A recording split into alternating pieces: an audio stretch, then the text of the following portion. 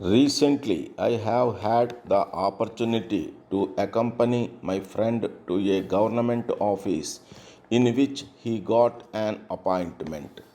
I would like to share my experiences in the office. We both went to the office at the start of the usual working hours, but to my surprise, there was nobody to attend to our calls. After some time, a peon came in and promptly requested us to wait for some more time. We were pleased to receive such a courteous response from someone in the office. We waited for an hour for the arrival of the head of the office. After taking the necessary permission, we met him and showed the order of appointment issued by the regional office. He was surprised to see the order and remarked that there was no need for such appointment to be made at this juncture. He also pointed out that he had not made any request for appointment of new staff.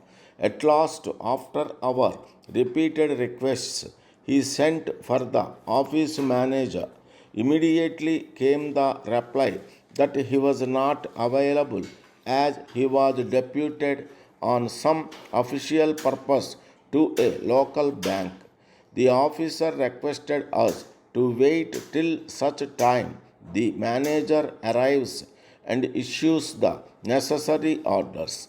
In the meanwhile, we went round the office.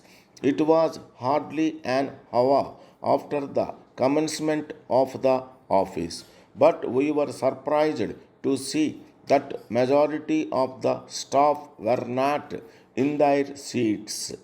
We were informed that the staff went out to a canteen for having tea, without which they were unable to commence the work. Even those who had restrained to go out were not prepared to take up their assignments. They were engaging themselves in discussing how the government would overcome the crisis. Every one of them offered their own solutions for the problem. Very soon, those who had gone out also joined them, and the discussions reached their peak. We were beginning to have a heavy heart. Suddenly, there was calm, and the office manager took his seat with a bank on the table. We approached the manager and showed the orders of appointment.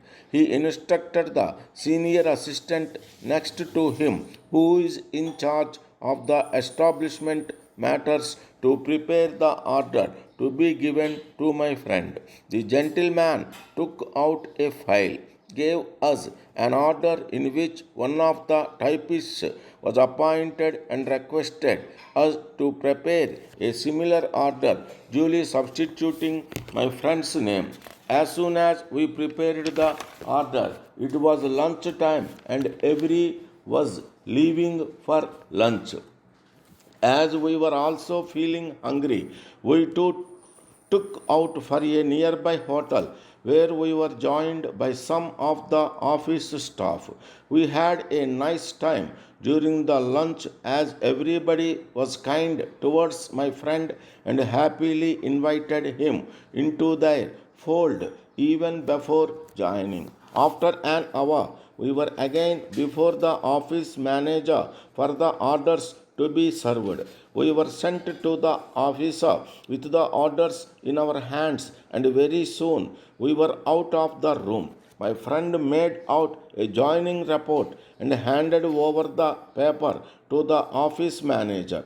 We arranged a small party on the occasion of the appointment, and everyone in the office enjoyed it and wished that my friend would be able to enjoy his life.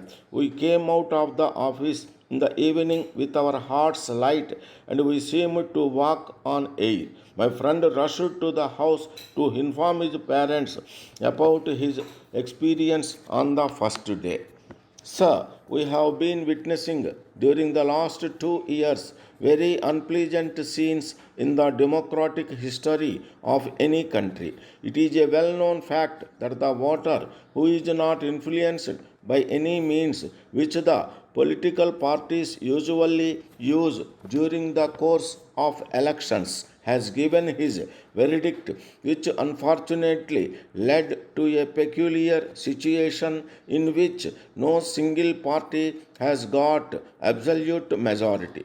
With the result, small regional parties, although they differ in their ideologies, came to the conclusion to join hands on the basis of a common minimum program acceptable to all. All this seems to be only an exercise for the purpose of grappling the power. But the real question here is, what should the elector do in such a situation? He should elect his representative not on the basis of any party affiliations but on the virtues which the candidate possesses. All these representatives should in turn elect a body to govern the people as well as them. This body should be in office for 2 years and another body takes over the administration. The term of the elected representatives can be 10 years. The rotation system of administration would give the capable members an opportunity to prove their worth.